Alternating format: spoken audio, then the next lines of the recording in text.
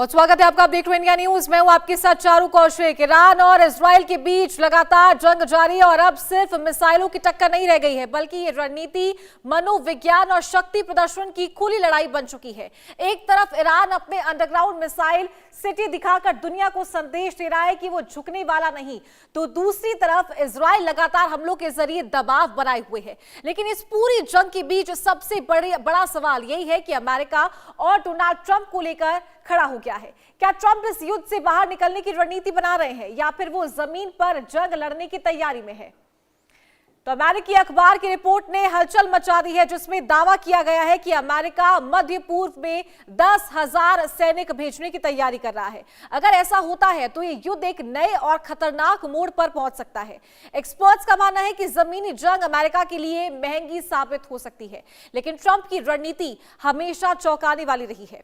तो वही ईरान भी पीछे हटने को तैयार नहीं है। उसने 10 लाख बसीज फोर्स खड़ी करने का दावा कर दिया है, भले ही इसे हाइपरबोल माना जा रहा हो। तो ईरान के हालिया वीडियो, जहां मिसाइल टनल और नमाज पढ़ते लोग दिखाए गए, सिर्फ सैन्य ताकत नहीं बल्कि धार्मिक और भावनात्मक संदेश भी दे रहे हैं। साफ है कि ये जंग सिर्फ हथियारों की नहीं बल्कि विचारधारा और प्रभुत्व की भी है। अब सवाल है, क्या ट्रंप जंग को और भड़काएंगे या फिर सीज फायर का रास्ता चुनेंगे? और इसी पर आज ज्योतिष आचार्य भी अपनी सबसे बड़ी भविष्यवाणी करने वाले हैं। तो बने रहिए हमारे साथ, क्योंकि ज्योतिष आचार्य कुछ देर में हमारे साथ जुड़ेंगे और इस मुद्दे पर हम चर्चा करेंगे। तो साथ ही हम आपको यह भी बताएंगे कि क्या कुछ उनकी ज्योतिषवाणी कह रही है, ज्योतिष विद्या क्या कुछ कह रही है। ईरान इजराइल जंग में नया मोड़ आने वाला है।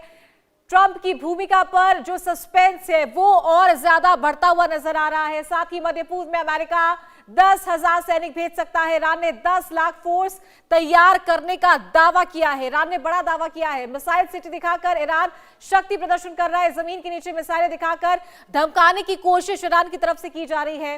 हाफ सीज फायर के बीच जंग लगातार जारी है। जंग या शांति, अब फैसला ट्रंप के हाथ में है, ऐसा ट्रंप का कहना है। खार्ग और हॉर्मुज पर भी बात नहीं बनती हुई नजर आ रही है। जमीन पर सेना उतारने की अमेरिका सोच रहा है। तो ईरान इजराइल जंग में नया मोड़ आ गया है। ट्रंप की भूमिका पर सस्पेंस नजर आ रहा है। साथ ही मध्य पूर्व में अमेरिका 10,000 सैनिक भेज सकता है। तो ईरान ने 10 लाख फोर्स तैयार करने का दावा किया है, तैनात करने का दावा किया है। मिसाइल सिटी दिखाकर ईरान की तरफ से शक्ति प्रदर्शन किया जा रहा है और जमीन के नीचे मिसाइलें दिखाकर धमकाने की कोशिश की जा रही है। हाफ सीज फायर के बीच अमेरिका सैन्य तैयारी कर रहा है और जंग या शांति, अब ये फैसला कहीं ना कहीं अमेरिकी राष्ट्रपति डोनाल्ड ट्रंप के हाथों में जाता हुआ दिखाई दे रहा है। तो ये आपको बताई है भविष्यवाणी। ईरान इजराइल जंग में नया मोड़ आ गया है। लगातार हमले जारी है, युद्ध लगातार जारी है, लेकिन ट्रंप की जो भूमिका इसमें, उस पर कहीं ना कहीं जो सस्पेंस है वो बरकरार है। और जैसा कि जो संभावनाएं पहले लग रही थी, क्योंकि लगातार पहले ड्रोन अटैक्स हो रहे थे, मिसाइलों से हमले किए जा रहे थे, लेकिन अब धरातल पर उतरकर लड़ाई की जो तैयारी है वो ईरान और अमेरिका दोनों तरफ से की जा रही है। संभावना है और आशंका जताई जा रही है कि अमेरिका की तरफ से 10,000 सैनिक जो है वो युद्ध में भेजे जा सकते हैं। तो वही ईरान बड़ा दावा कर रहा है कि 10 लाख से ज्यादा सैनिकों की तैनाती ईरान की तरफ से की जाएगी। तो वही ईरान कहीं ना कहीं डराने धमकाने की कोशिश इजराइल और अमेरिका को करता हुआ नजर आया। मिसाइल सिटी दिखाकर जमीन के नीचे जो भंडारण है उसको दिखाकर डराने की कोशिश कहीं ना कहीं ईरान की तरफ से की जा रही है। हाफ सीज फायर के बीच अमेरिका सैन्य तैयारी करता हुआ नजर आया है। खार्ग और हॉर्मुज पर कार्रवाई की जो चर्चा है वो तेज हो गई है। जमीन पर सेना उतारने की तैयारी दोनों ही देश करते हुए नजर आ सकते हैं। तो ट्रंप की जो भूमिका है उस पर लगातार सस्पेंस बना हुआ है, क्योंकि ट्रंप के बयान आए दिन बदलते रहते हैं। इससे पहले वो अपने सहयोगी देशों को साधने की कवायद में जुटे थे। सहयोगी देशों से बात कर रहे थे कि किसी भी तरीके से इस युद्ध को समाप्त किया जाए। चीन से बात हुई, रशिया से बात हुई, लेकिन समर्थन उनको नहीं मिल पाया। ब्रिटेन उनके समर्थन में आए हैं, कई देश अमेरिका के समर्थन में आए हैं, लेकिन सीज फायर की बात बनती हुई नजर नहीं आई है। और इस बीच ट्रंप के जो बयान है वो काफी बदलते हुए नजर आए। और चलिए अब आपको बताते हैं कि ज्योतिष आचार्य एच.एस. रावत की भविष्यवाणी क्या कुछ कह रही है। आसमान के बाद अब जमीन पर लड़ाई तेज होने की आशंका उनके द्वारा जताई जा रही है। एच.एस. रावत की बड़ी भविष्यवाणी। तो मध्य पूर्व में जमीनी जंग की शुरुआत बड़े विनाश का संकेत है, यानी कि ईरान फिलहाल झुकने के मूड में बिल्कुल भी नहीं दिखाई दे रहा है। सैन्य लड़ाई अगर होती है, जमीनी लड़ाई होती है तो और भीषण युद्ध हो सकता है। इजराइल और अमेरिका को शुरुआती झटके लग सकते हैं अगर जमीनी लड़ाई होती है तो। मंगल शनि की युति युद्ध को और उग्र बना सकती है। एच.एस. रावत की बड़ी भविष्यवाणी ये कह रही है, यम योग भीषण संघर्ष और बड़े नुकसान का इशारा है। तो साथ ही तेल मार्ग और समुद्री रास्तों पर टकराव बढ़ने की भी संभावना है, क्योंकि स्ट्रेट ऑफ हॉर्मुज को लेकर जो लड़ाई है वो बरकरार है। कई देशों की सेना सीधे मैदान में उतर सकती है। कई देश और भी इस लड़ाई के बीच आ सकते हैं।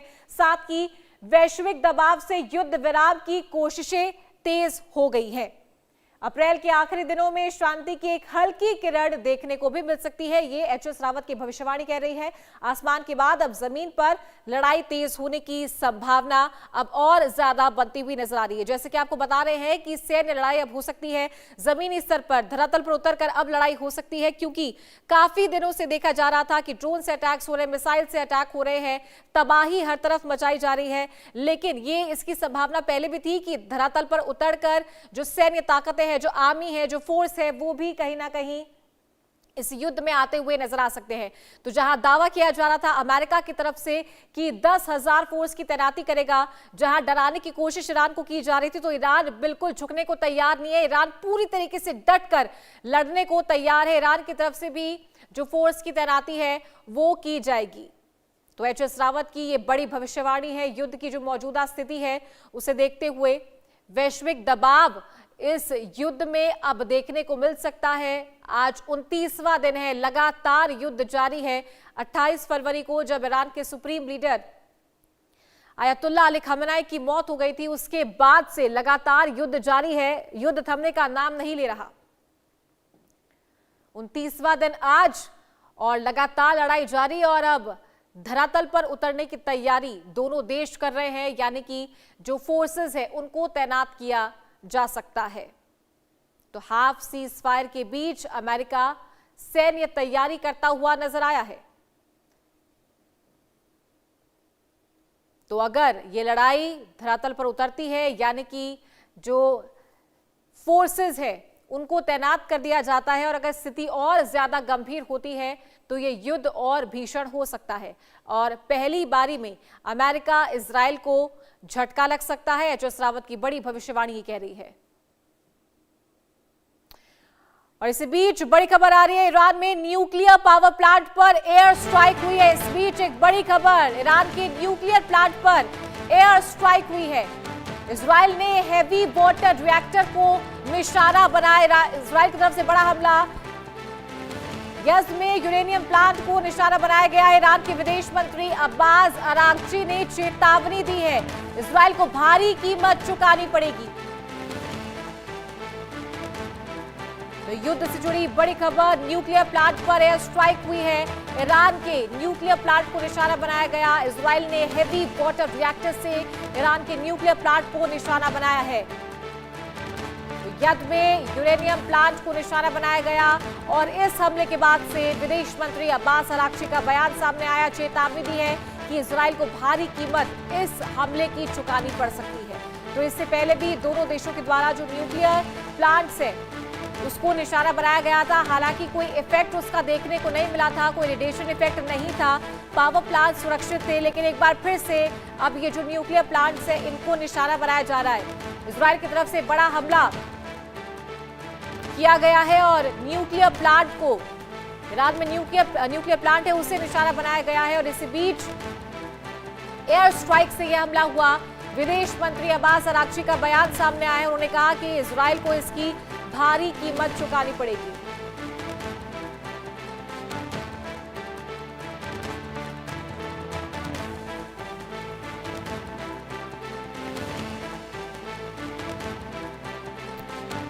चलिए अब इस चर्चा को आगे बढ़ाएंगे। ज्योतिषी शिवांगी निर्भया हमारे साथ जुड़ गई हैं। शिवांगी जी, बहुत बहुत स्वागत है आपका इंडिया न्यूज पर।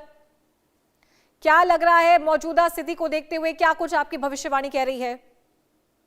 बिल्कुल। अभी जैसे ग्रह नक्षत्र बने हुए हैं, तो युद्ध थमने के आसार तो बिल्कुल भी नजर नहीं आ रहे हैं।